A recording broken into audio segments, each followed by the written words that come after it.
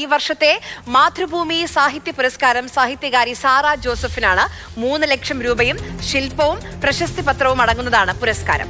Doctor M Leelavathi അധ്യക്ഷയായ ജൂറിയാണ് പുരസ്കാര ജേതാവിനെ നിശ്ചയിച്ചത്. K മധു നമുക്കൊപ്പം വിവരങ്ങളുമായി ചേരുന്നുണ്ട്. മധു, മലയാളത്തിൽ അതിപ്പോൾ നോവലാകട്ടെ ചെറുകഥയാകട്ടെ എല്ലാ ഭാഗത്തിലും എല്ലാ വിഭാഗങ്ങളിലും ഒരുപക്ഷെ സ്ത്രീകൾക്ക് വേണ്ടി സ്ത്രീപക്ഷത്തിന് വേണ്ടി സംസാരിക്കുന്ന ഏറ്റവും വലിയ ശബ്ദമായി സാറ ജോസഫ് മാറുന്നുണ്ട്. ആ സാറ ജോസഫിന് തന്റെ മാതൃഭൂമിയുടെ പുരസ്കാരം കൂടി ലഭിക്കുകയാണ്.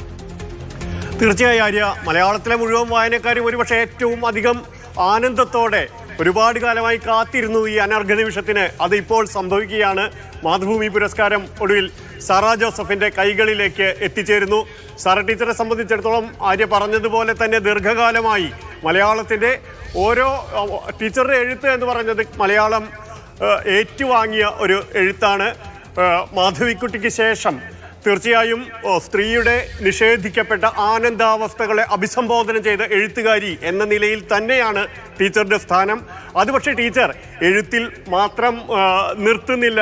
ടീച്ചർ ഒരു ആക്ടിവിസ്റ്റ് എന്ന വിധത്തിൽ കൂടി അത് ഉൾക്കൊള്ളുന്നുണ്ട്. ടീച്ചർ സമൂഹത്തിലേക്ക് ഇറങ്ങുന്നുണ്ട്. ഭാഷയിൽ എത്രത്തോളം തൻ്റെ കാലത്തെയും ദേശത്തെയും എഴുത്തിനെയും ഒക്കെ നവീകരിച്ചു എന്നതുപോലെ തന്നെ സമാനമായി ടീച്ചർ തൻ്റെ സമൂഹത്തെയും നവീകരിക്കാൻ ഓരോ ഘട്ടത്തിലും തയ്യാറായി.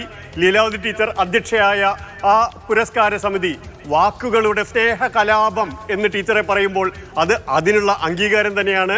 നമുക്കറിയാം, പണ്ട് ടീച്ചറുടെ പാപത്തറ എന്ന പുസ്തകം വന്നപ്പോൾ അതിൻ്റെ മുഖവുരയിലാണ് അന്ന് സച്ചിമാഷാണ് പറഞ്ഞത് പെണ്ണെഴുത്ത് എന്ന വാക്ക് ആദ്യമായി മലയാളത്തിൽ ഉപയോഗിച്ചത്. ആ വാക്ക് അതിൻ്റെ മുഴുവൻ അർത്ഥതലങ്ങളിലൂടെയും ഒരു ആൽമരം പോലെ ടീച്ചറുടെ എഴുത്തിലേക്ക് വിടർന്ന് വികസിക്കുന്നതാണ് പിന്നീടുള്ള പതിറ്റാണ്ടുകൾ കണ്ടത്. ആലാഹയുടെ പെൺമക്കളാകട്ടെ, ഒതപ്പാകട്ടെ, മാറ്റാത്തിയാകട്ടെ, ആളോഹരി ആനന്ദമാകട്ടെ ഒക്കെ ടീച്ചർ തൻ്റെ എഴുത്തിനാൽ മലയാളത്തെ സമ്പന്നമാക്കുന്നതാണ് നമ്മൾ കണ്ടത്. പി വത്സരയ്ക്ക് ശേഷം ഒരു ആദിവാസി സ്ത്രീ ബുധനി എന്ന ടീച്ചറുടെ നോവലിലൂടെയാണ് ഒരു നായികയായി കടന്നെത്തുന്നത്. അത് ടീച്ചറുടെ രാഷ്ട്രീയം കൂടി പറയുന്നു. ഒരു വികസനം സംഭവിക്കുമ്പോൾ അതിനപ്പുറത്ത് പ്രകൃതിയും സ്ത്രീയും എത്രത്തോളം ഇരകളാക്കപ്പെടുന്നു എന്ന് ടീച്ചർ വളരെ കൃത്യമായി ബുധനിയിൽ എഴുതി വയ്ക്കുന്നുണ്ട്. കറ എന്ന ഇതിഹാസ സമാനമായ ഒരു നോവലിലൂടെ മുഴുവൻ കറകളും എങ്ങനെ സ്ത്രീവംശത്തിന് ഏറ്റ മുഴുവൻ കറകളിലൂടെ മനുഷ്യവംശത്തിന്റെ കറകളായി മാറുന്നത് എങ്ങനെയെന്ന് ടീച്ചർ പറയുന്നുണ്ട്.